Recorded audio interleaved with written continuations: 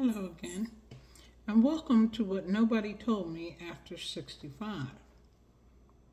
Today I'm going to go over Medicare Parts A, B, and the Advantage plans. And then I'm going to give you some information about what's covered. Earlier I had done a video. A young lady had asked me about the Life Alert. And Life Alert is not covered specifically, but it is covered broadly.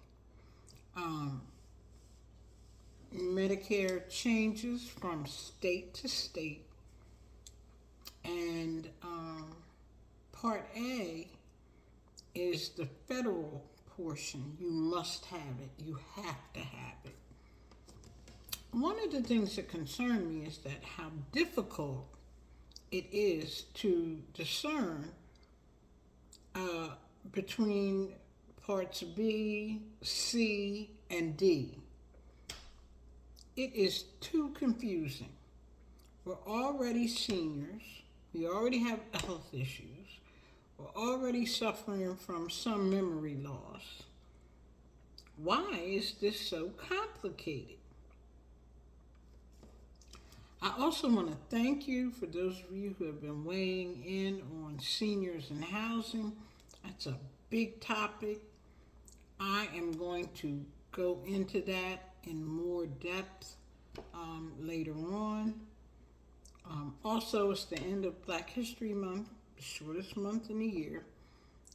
And so I'm honoring our Black History ancestors and those people who have paved the way that I might be sitting here in your living room and talking to you because it's a privilege, and I thank you.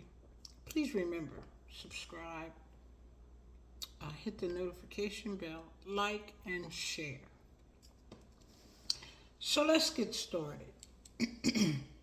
Part A of Medicare covers hospitalization. That's it. You have to have it. They require you to sign up for it before you turn 65. If you don't sign up for it, there's a penalty. Yes, we'll talk about that. Part B is the medical insurance. It covers clinics, doctor's visits, clinical research, ambulance, surgery, and home care. That's Part B. Medicare Advantage, or what's called Part C, covers health concerns, and many cover medical alert systems. Now, that's a sticking point. Medicaid calls Life Alert and those kinds of things personal emergency response systems or services, PERS. Life Alert is covered under some of these programs. You have to have specifically home and community-based services in order to receive personal emergency response services. That's what they're called. Coverage differs from state to state, so you have to pull up your state online and get information. Now, let's talk about the IEP, or the initial enrollment period. Again, I told you have to enroll before your 65th birthday. You can sign up after your 65th birthday, but you're going to be penalized. Now here's the open enrollment periods. Open enrollment for the Advantage Plan, not A or B, the Advantage Plan, which I call C, is January 1st to March 31st. However, if you want to drop, switch, add, change anything to the Advantage Plan, you can only do that between October the 15th and December the 7th. Why? Why in the world is it so complicated? My God, it takes a rocket scientist to figure this out. Open enrollment is January 1st through March 31st. But if you're already in and you want to drop, switch, add, make any changes, you can't do it until October the 15th through December the 7th. That doesn't make sense to me. Why isn't the period the same across the board?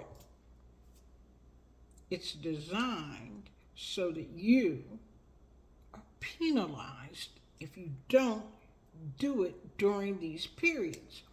Why, of all the things in the world, would they make this as complicated for seniors? Now, this makes me angry. I consider myself to be pretty smart. I graduated from college, got a master's degree. I pay attention, I do research, I enjoy it. However, when it was time for me to sign up, I had the book, I had to go online, I called into the agency, I went to the agency, and this was during COVID. You had to have an appointment, people in there were about to fight. Oh my God, it was crazy. What happened is I turned 65, but I was still working. Therefore, I was required to get Part A, period. You had to do that 3 months before you turned 65, or at least by the time you turned 65. For me, I turned 65 at the beginning of December, and therefore November was the month for what they calculated for me to enroll. Very confusing. In addition to that, I couldn't sign up for Part B because I was still receiving my medical from the job. I don't recommend anybody do it that way, but it just so happened that's how the cookie crumbled for me. Now, if you miss the open enrollment period, you can apply under what they call special enrollment period. Now, the dates for that, I couldn't figure it out. As smart as I think I am, I couldn't figure it out. It's just called the special enrollment period. I had a friend. She went out on disability. She began to receive her benefits. She applied for Part A, as is required. But she didn't apply for the other parts, B, C, D, E, F, G, because she was covered through disability with her job. Lo and behold, I think when she turned 65 and some, she got a letter from the Social Security telling her she was being penalized because she didn't enroll. Now, I'm an advocate. So I got with her, I wrote a letter, what I like to call nastygrams, and we sent it off to the employer. It was up to the employer to notify her when she was no longer eligible for their services, and now she had to apply for the Medicare. It didn't make sense. We wrote the letter. The company agreed they made a mistake. Therefore, my friend did not have to pay the penalty which is for life. If you get the penalty, they continue to take it out of your check for life. I'm going to get the statute and get that information and get back to you. But it's not fair. We've worked all our lives. We're now 65 and older. Who is penalizing us? Some of us are suffering from dementia, Alzheimer's, the beginnings of memory loss. We're taking medication. Things are happening. And they're penalizing us. I don't like it. If you have a pre-existing condition, that's the only good thing about this mess. It doesn't matter. Come into Medicaid, come into Medicare with a pre-existing condition. And I'm sorry I keep interchanging Medicaid and Medicare. Why don't they call it something else? Medicaid is for those people who are still working, who have children and qualify to get health insurance through their state, and it's called Medicaid. When you are a senior, it's called Medicare. There's nothing caring about it. But it's called Medicare. That's what I'm talking about. Medicaid is also connected to Medicare if you have a condition for which they can pay for services under the Medicaid plan, and if you are financially under the umbrella. You have to be in that federal poverty level business again in order to qualify for Medicaid. It is confusing.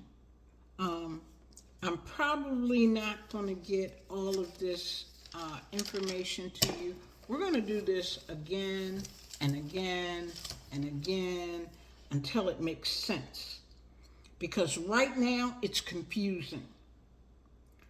The Part A is hospital. The Part B is medical insurance, covers your doctor's visits and what have you, and you pay for that. And right now, the standard fee, if you're not in a high bracket income, is $174.70 a month, and they take it out of your check. $174.70 a month, they take it out of your check. Now, for those of us that have pensions, we also have the Advantage plans with our company. Those plans cover some dental, eyes, everything but prescription. Prescription is Part D. D for dumb. That's just dumb.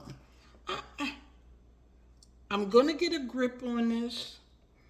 I'm with Aetna. I think I told you that. I love it. Now, for prescriptions, not so hot. You have to have an extra pot of money or one of those flexible spending accounts, and then it works perfectly. One of my children had me covered under their flexible spending. I got the card. Whatever my coverage didn't pay for, the flexible spending card did. Beautiful. It worked like a dream. The minute she changed jobs, we had a problem.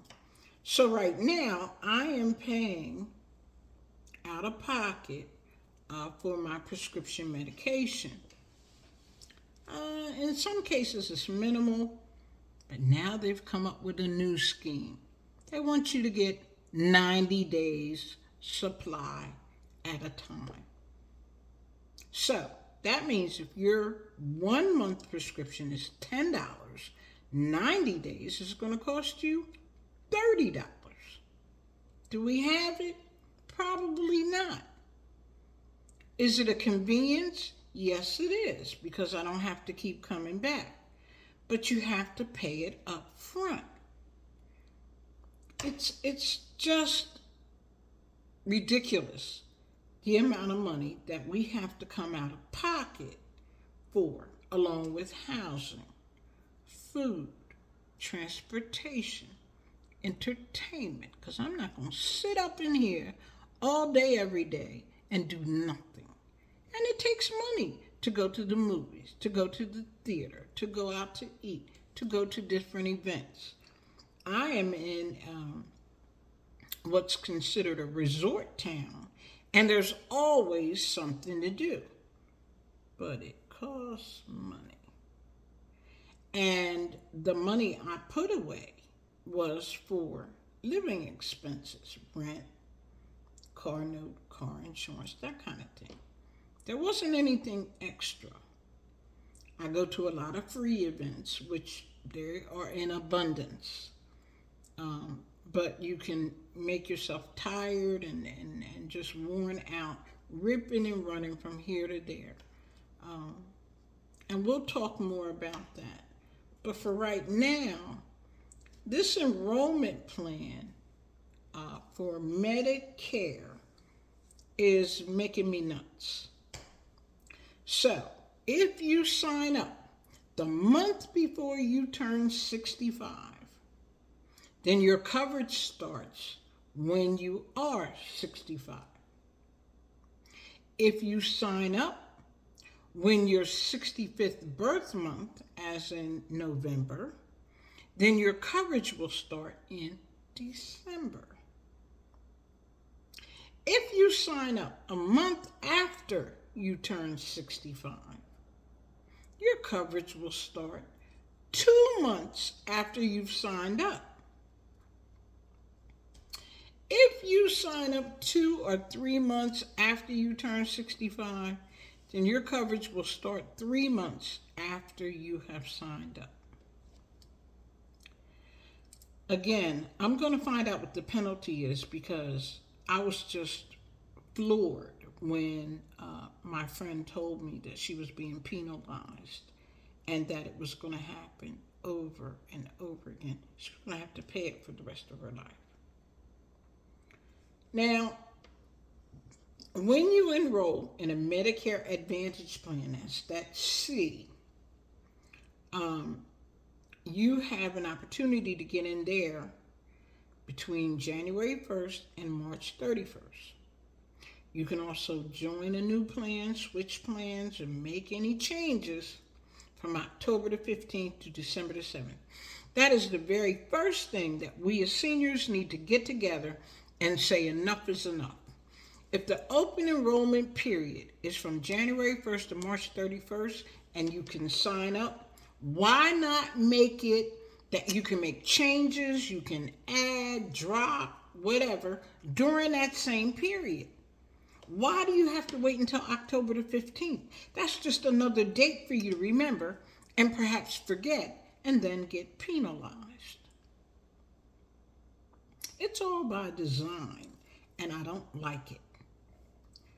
We deserve good information, and we deserve it in a palatable amount, a palatable process, so that we're able to handle it.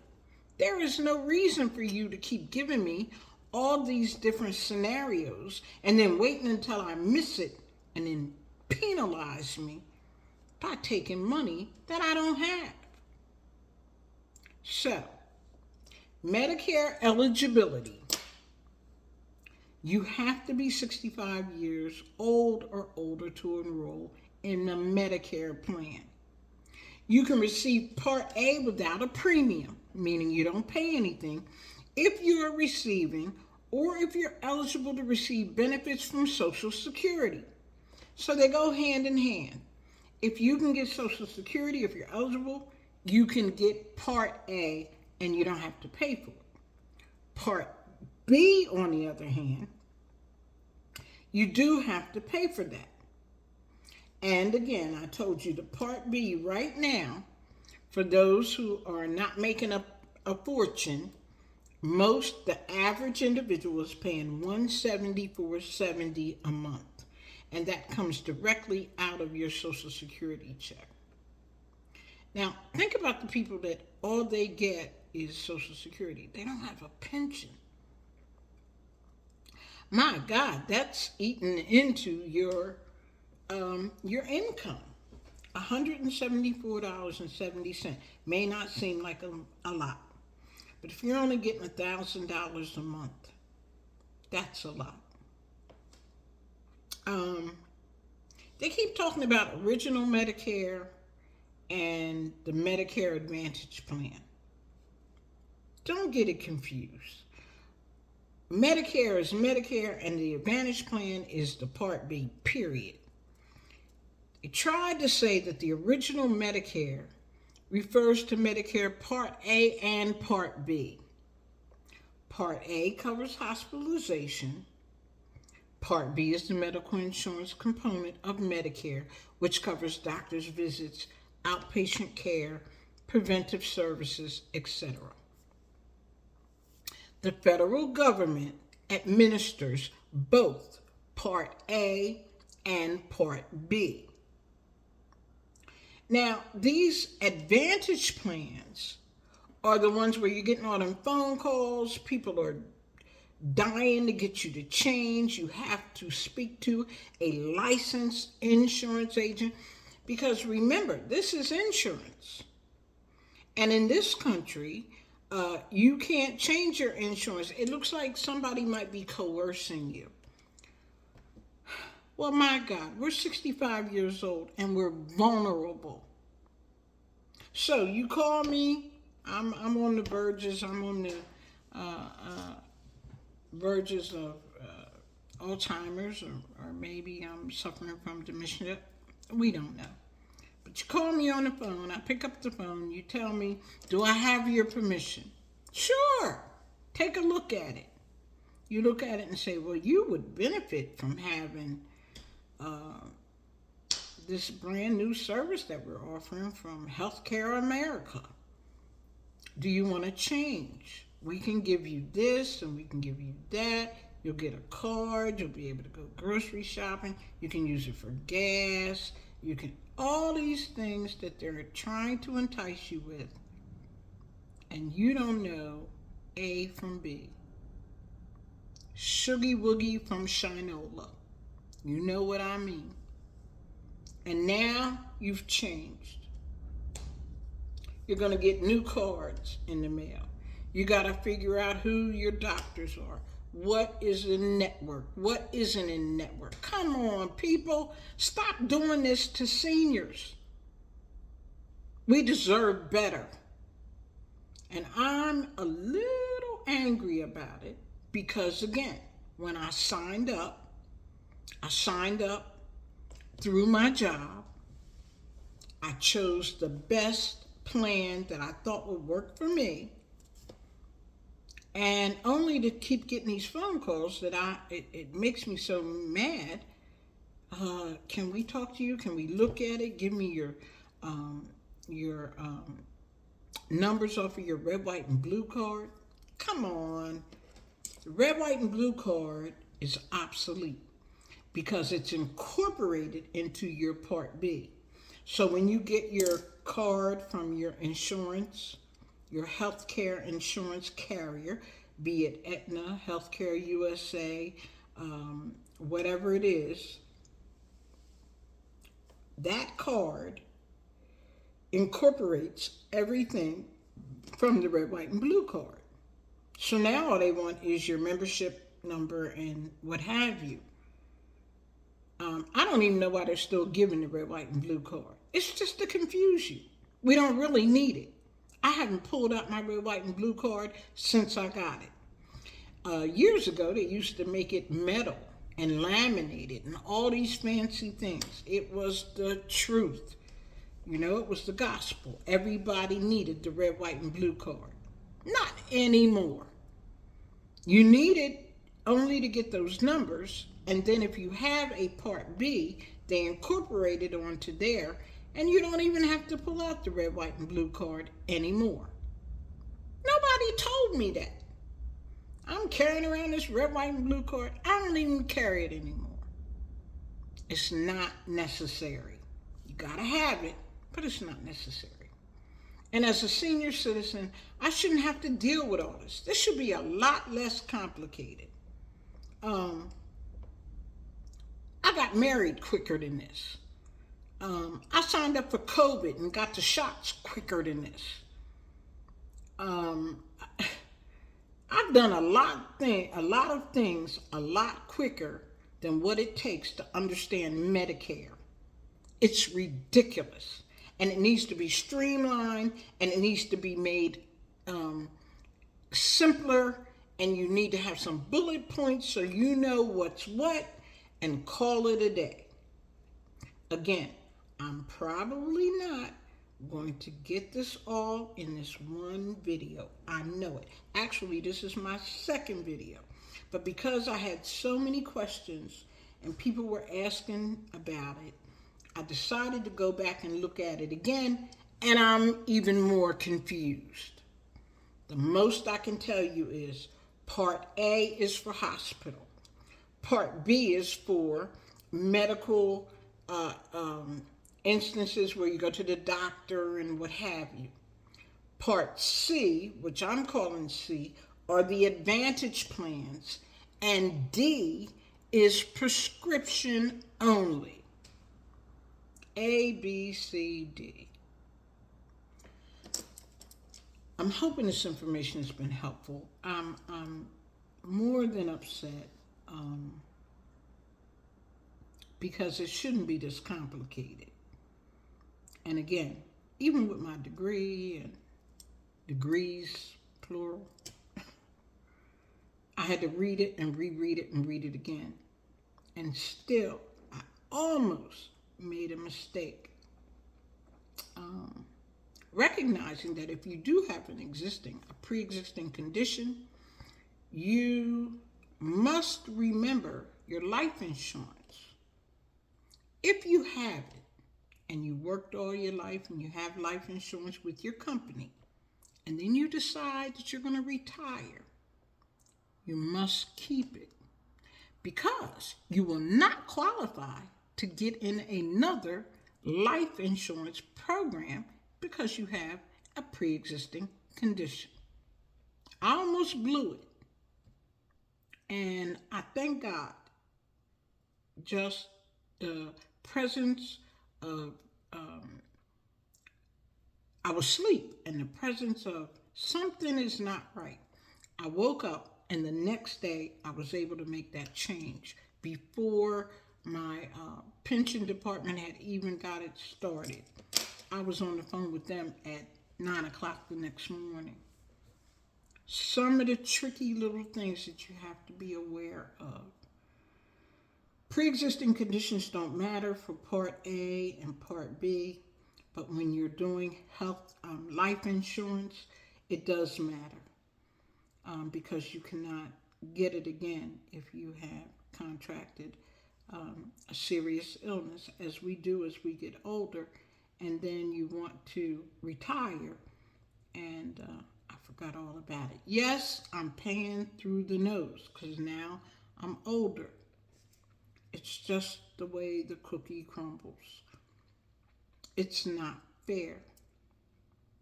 We have to look at these politicians who are making, ridiculous salaries. That's why they stay in office so long. They're in office until they die. Why? The perks. The benefits are out of this world. So they forget about the little guy. Actually, they probably were never even the little guy. We're the little guy. And we know how hard it is and how we struggle. And as we get older, we forget things, and some things get through the cracks, fall through the cracks. But I'm here to tell you that we have to pay attention, we have to bind together, we have to stick together, and we have to make some changes, because this is not going to be good for when my children are seniors. No, this is not. And I keep asking myself, what about the people who were seniors before me? Why didn't somebody tell me this was such a mess? Maybe we could have looked at it while I had the energy and the money and the resources and the drive to really make some noise. Right now, I'm advocating, I'm putting it out there, I'm letting people know about it. Perhaps somebody will pick it up and run with it. It has to change. We can't go on like this. There'll be nothing to leave to anybody. I hope this information has been helpful. I pray that you have gotten something out of it. It's a short video today, but it's only so I can let you know that I'm looking into this. Leave your comments and your questions. Subscribe and share. If you're a viewer, please subscribe. The more subscribers I have, the more noise I can make. Like my good Representative John Lewis said, let's make some good trouble. I'm all for that. Again, thank you for listening. I hope this has been helpful. And remember, you don't know what you don't know.